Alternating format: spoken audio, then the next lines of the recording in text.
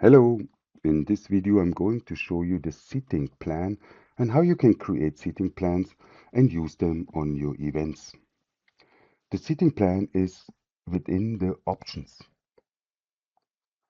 and the seating plan is behind the tab Seating Plans, and you can create seating plans by clicking Add Seating Plan here to add a new one.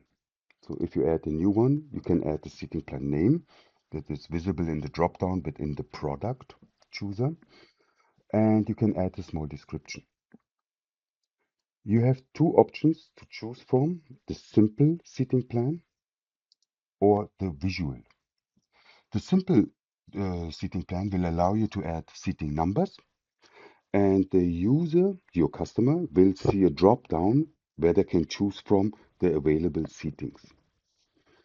If you go with the visual one, then you need to draw a seating plan, and you have much more control about what your client is seeing and how it looks like and what you display on it.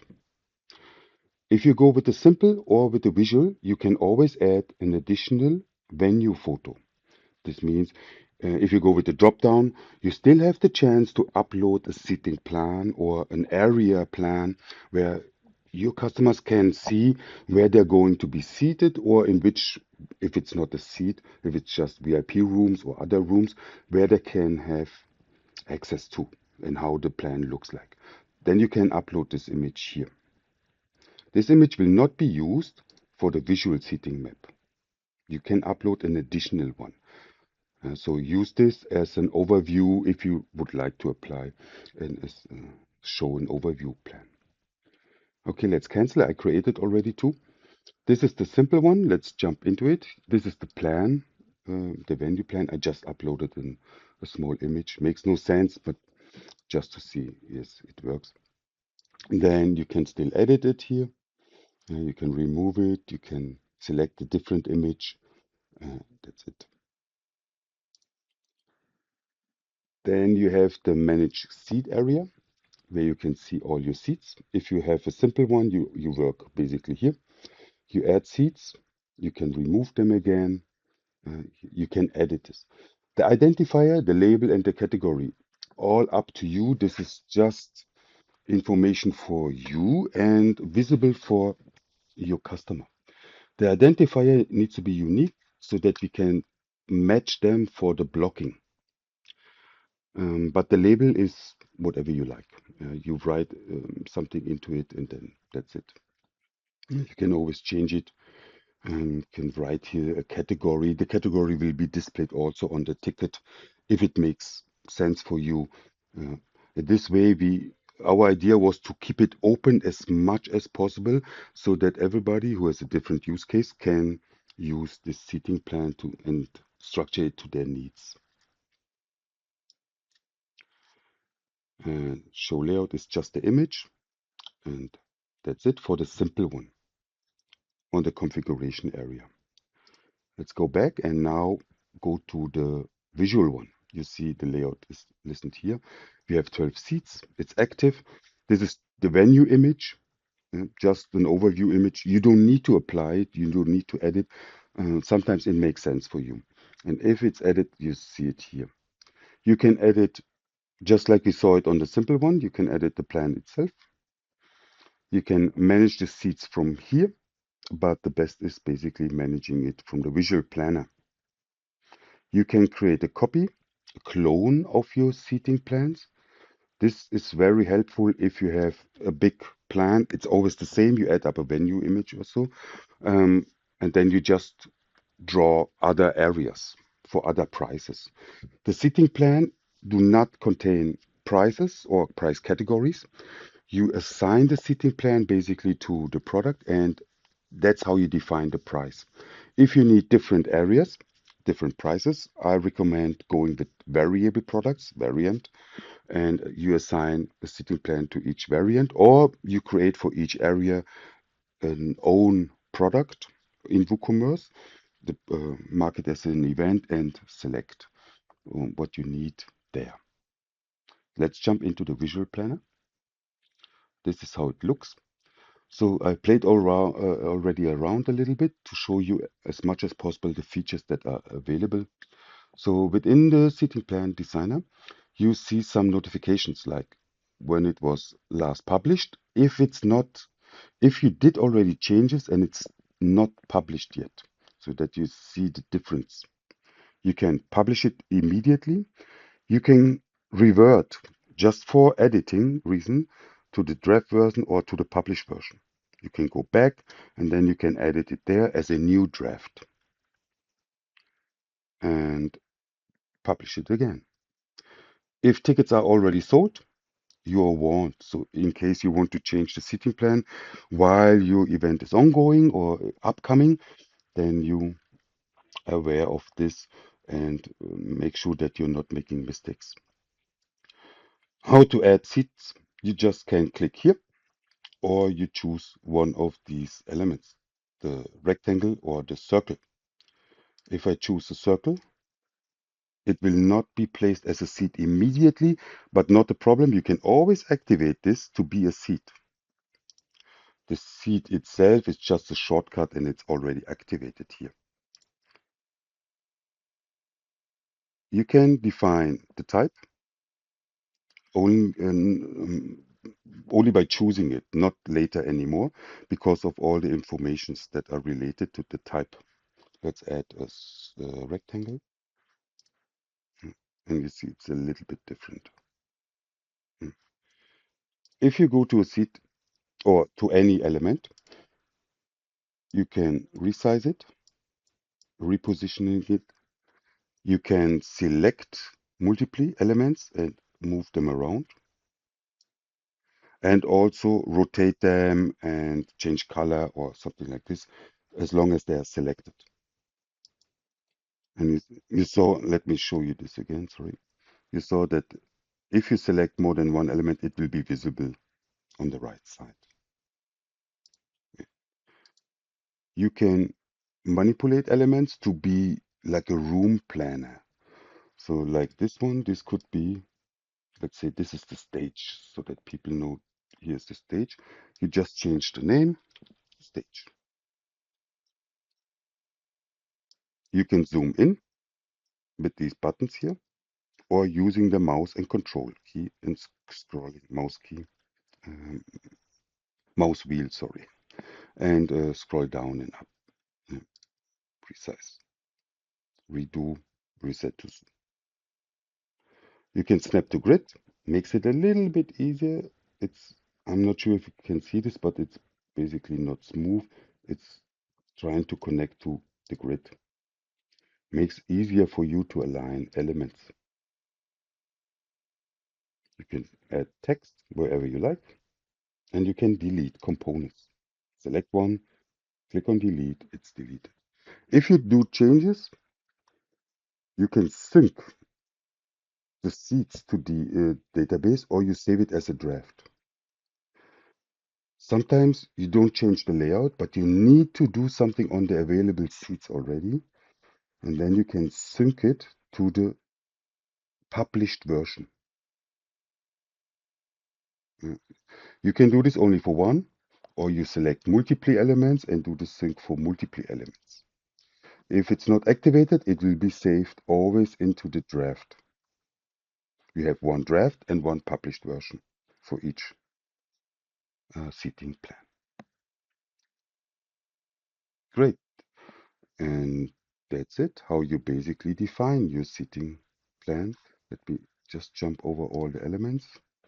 Rotation, outline, color inside, label color, label outside, outline if you need one.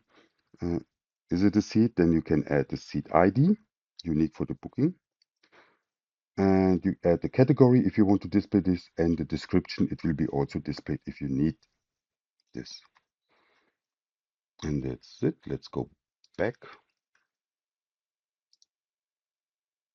here. Now let's check this options for the seating plan. We go back to the option. Oh, sorry, back to the options. And we click on seating plan setting.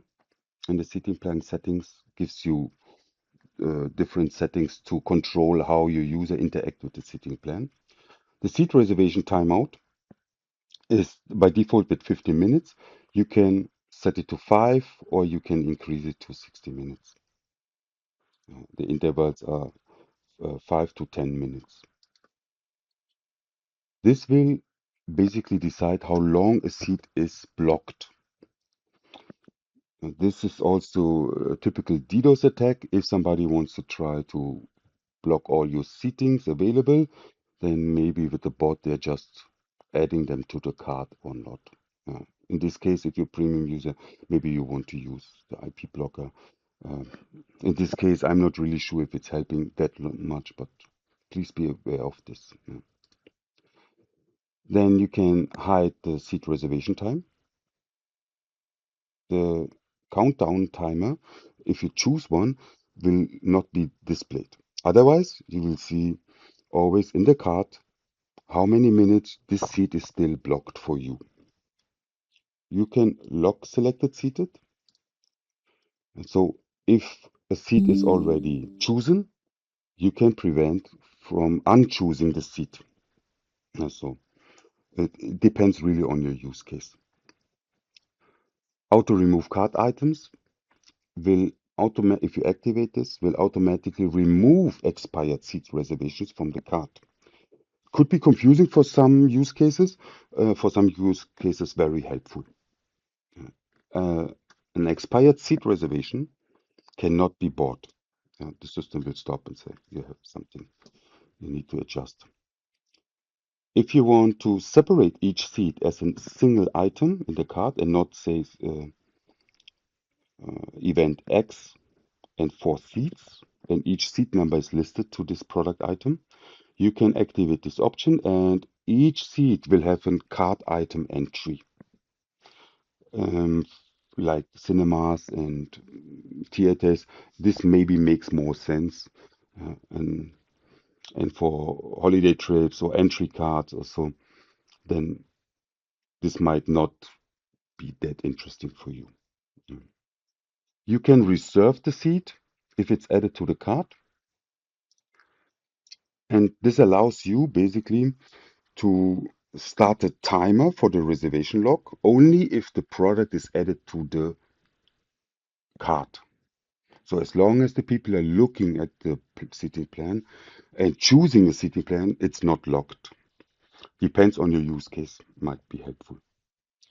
The heartbeat stale, 60 seconds default, to check if it's still there and if the browser is not already closed. So then the seat will be freed up much earlier than the 50 minutes. You can hide the seating plan name in the ticket scanner. The default is to display, if it's a seating plan, also the seating plan name. Sometimes you do not want to show this to your stuff that is scanning. Show the seat description in the ticket scanner will show the description of the seat while it's scanned, maybe for some additional information to your staff and for the customer. Seat description on the ticket. I think it's clear. Will be displayed, the seat description on the ticket. Could make sense if you have special seats like the view is a little bit blocked or a specific information, what to do, what not to do if they are taking the seat. The seat description can be displayed also on the card, within the card, and then we have also the seat description in the plan chooser. So if they open the seating plan chooser on the product, then you can display also the seat description in there, if it makes sense. Yeah. And that's it from the settings side.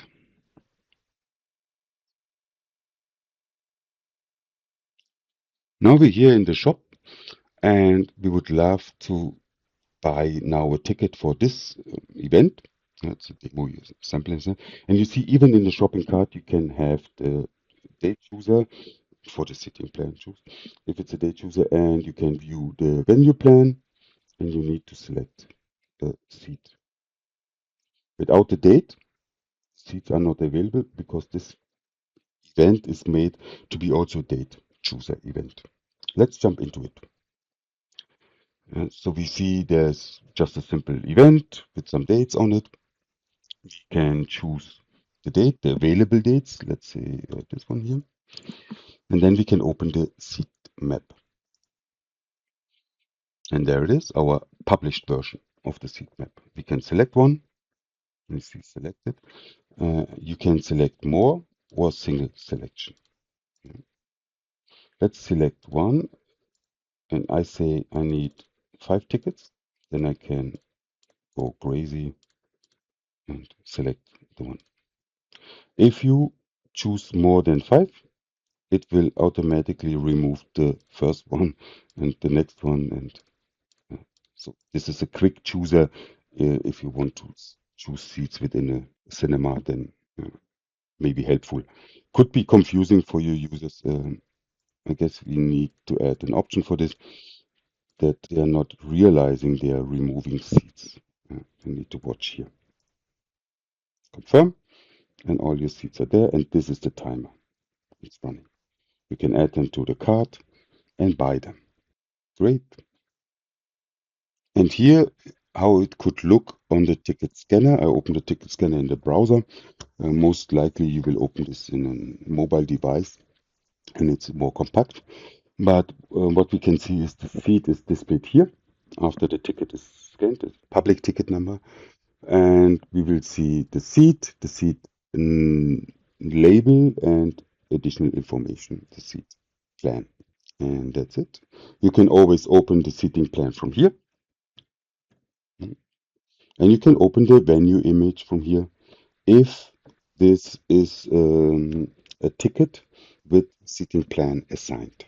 I hope this will be very, very helpful, and see you next time.